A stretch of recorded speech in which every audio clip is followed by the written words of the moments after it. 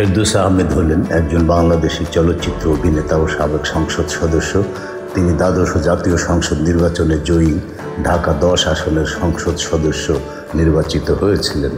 তার অভিনীত প্রথম চলচ্চিত্র নায়ক সালমান শাহর অসমাপ্ত কাজ বুকের ভিতর আগুন, এটির পরিচালক ছিলেন ছোটকু আহমেদ। তার মুক্তিপ্রাপ্ত প্রথম চলচ্চিত্র গাজী মাজহারুল্লাহ নোয়ারের পরিচালনায় পৃথিবী আমারে চায় না। পাশাপাশি তিনি কলকাতার চলচ্চিত্রে অভিনয় করেছেন। মিট্টি নামে 2001 সালে একটি বলিউডের চলচ্চিত্রে তিনি অভিনয় করেছেন। 2058 সালে তিনি চলচ্চিত্রকার বাসু চ্যাটার্জি পরিচালিত হঠাৎ বৃষ্টি ছবিতে অভিনয় করে ব্যাপক জনপ্রিয়তা অর্জন করেন।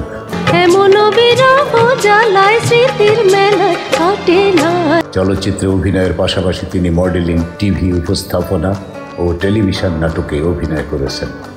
তিনি হঠাৎ বৃষ্টি 1998 সালে, গঙ্গা যাত্রা 2009, কুসুম কুসুম প্রেম 2011, এক কাপ চা 2014 ও পুত্র 2018 এর জন্য 5 বার জাতীয় চলচ্চিত্র পুরস্কারের শ্রেষ্ঠ চলচ্চিত্র অভিনেতার পুরস্কারে ভূষিত হন।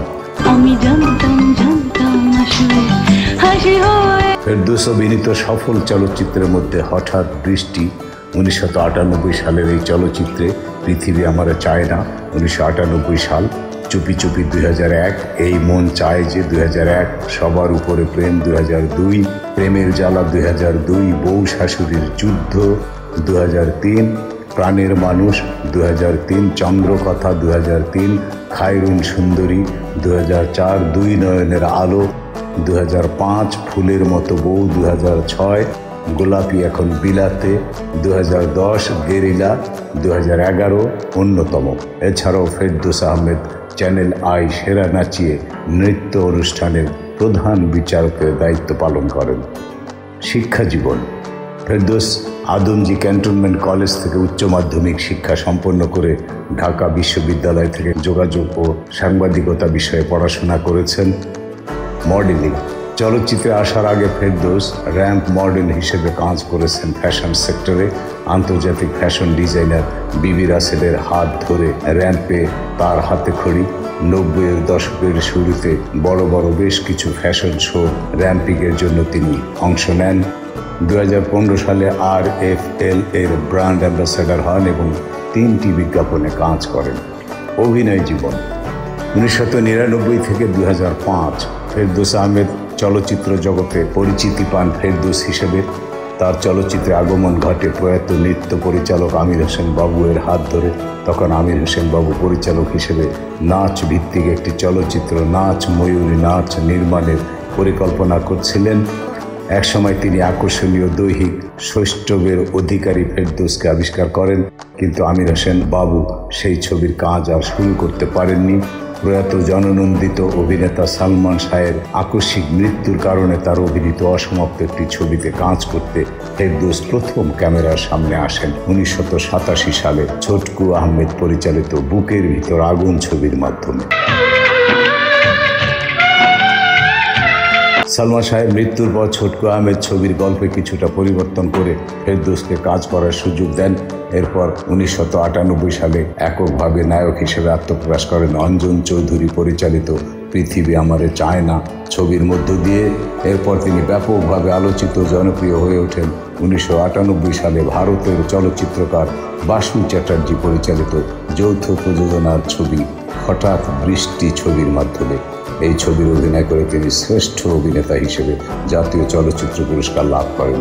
এরপর থেকে তিনি একাধারে বাংলাদেশ ও ভারতের বাংলা চলচ্চিত্রে অভিনয় করছেন। এছাড়াও মিট্টি নামের একটি বলিউডের হিন্দি চলচ্চিত্রে অভিনয় করেছেন তিনি।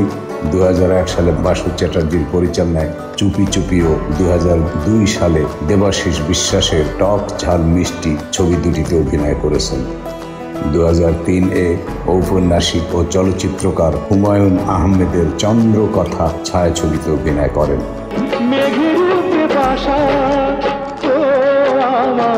2004 সালে অভিনয় করেন মোস্তফা সরওয়ার ফারুকী নির্মিত ব্যাচেলর ও আমজাদ হোসেনের নির্মিত কাল সকালে ছবিতে।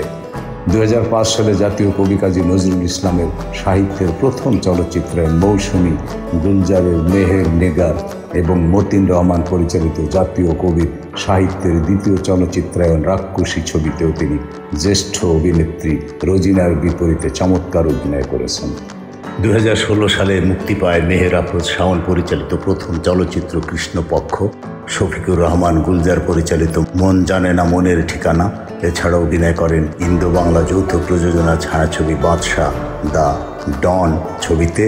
এতে আরও অভিনয় করছেন কলকাতার জনপ্রিয় অভিনেতা জিৎ ও বাংলাদেশি নুসরাত ফারিহা মাজহার। এছাড়াও অভিনয় করেছেন মোস্তাফিজুর রহমান মানিক পরিচালিত ভালোবাসবই তো ও কতদিন দেখিনি তোমায় চলচ্চিত্রে। দুই ছায়াছবিতেই তার বিপরীতে থাকবেন শাবনূর। ঈদ উল ফিতরে মুক্তি পেয়েছে ফ্যাশন ডিজাইনার বিপ্লব সাহা পরিচালিত রং কেন বিশ্ব রং। মুক্তির অপেক্ষায় GM ফারুক পরিচালিত যদি একটু সময় পেতাম চলচ্চিত্র ও শুদ্ধমান চৈতন্য পরিচালিত দামপাড়া চলচ্চিত্র। পারিবারিক জীবন। ফেরদৌস 2003 সালে 9 ডিসেম্বর তানিয়া ফেরদৌসকে বিয়ে করেন। তাদের দুই মেয়ে নুজহাত ফেরদৌস ও নুজরান ফেরদৌস। সমালোচনা। 2024 সালে সংগঠিত কোটা সংস্কার আন্দোলনে ছাত্র জনতার উপর আওয়ামী লীগ সরকারের দমন পীড়ন চলাকালে সরকারের পক্ষে অবস্থান নিয়েছিলেন ফেরদৌস আহমেদ। আন্দোলন চলাকালীন সময়ে ফেরদৌস আহমেদ সহ স্বৈরাচার আওয়ামীপন্থী শিল্পীদের একাংশ তারই নেতৃত্বে হোয়াটসঅ্যাপে আলো আসবেই নামের একটি গ্রুপে আন্দোলনের বিরুদ্ধে সক্রিয় ছিলেন।